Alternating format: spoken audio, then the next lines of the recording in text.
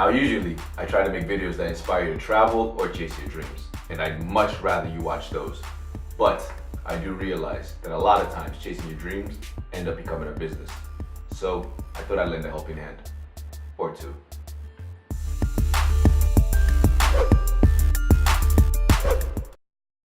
What's so special about turnover ratios?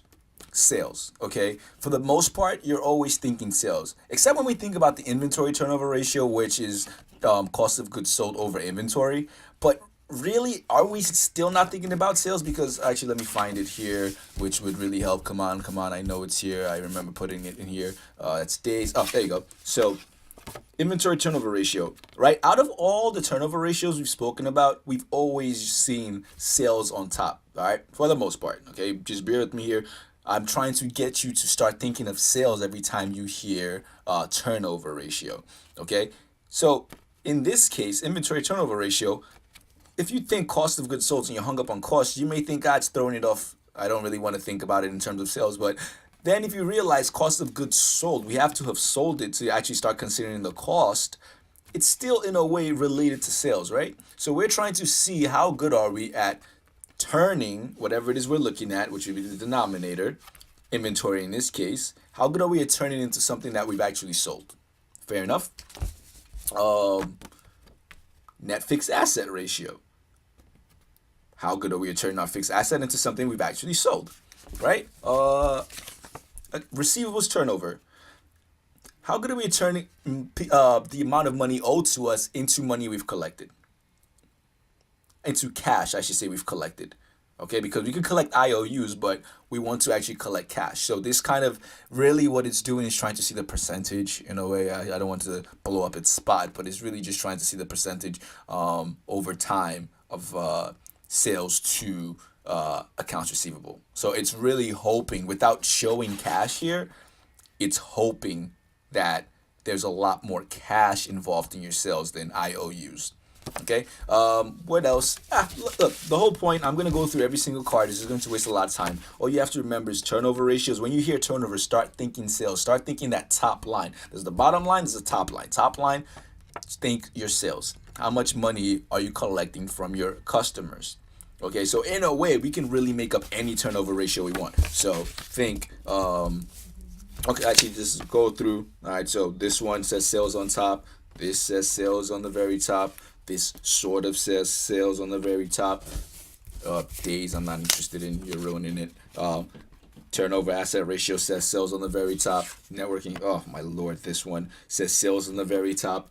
And I'm okay with that. All right, so all those turnover ratios have sales on the very top. So if you want to make your own turnover ratio, since it looks like someone over here decided to just invent a turnover ratio, I'm not pointing any fingers, but look, as long as we have sales on top,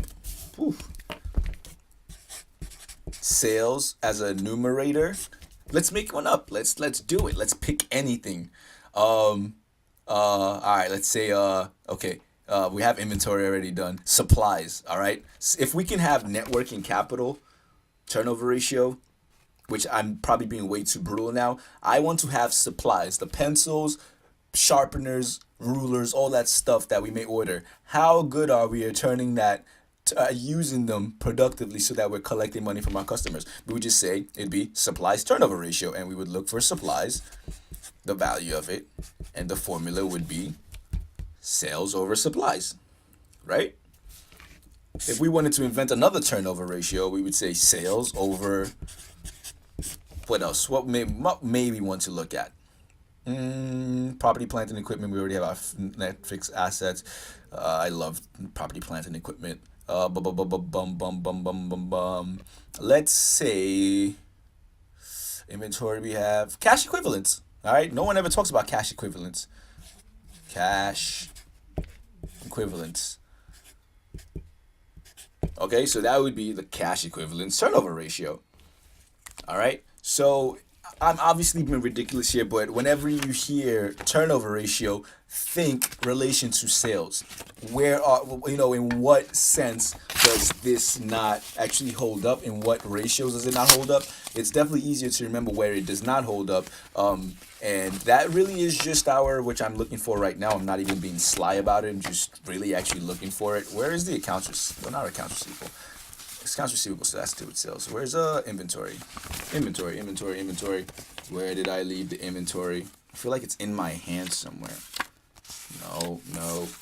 There you go. So inventory turnover ratio. This is the one place where you can say the turnover ratio doesn't follow the rules of basically saying, hey, whatever it is, inventory turnover ratio, inventory is going to be the denominator, and then sales, naturally, since we're talking about turnover, would be the numerator. But this is the one you really have to remember and hold individually, but still it has to do with sales technically because it's cost of goods sold. You can even look at it, cost of goods sales.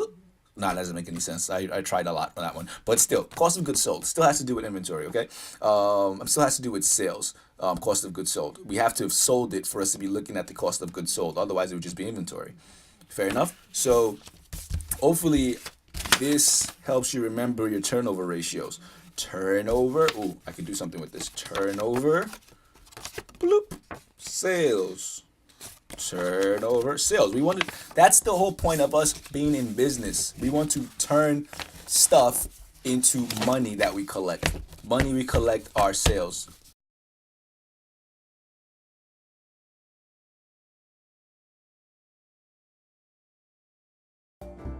Thank you so much for watching. Turning a dream into a reality usually ends up becoming your business. That is why we have the Helping Hands videos. Subscribe, like, and feel free to leave a comment below.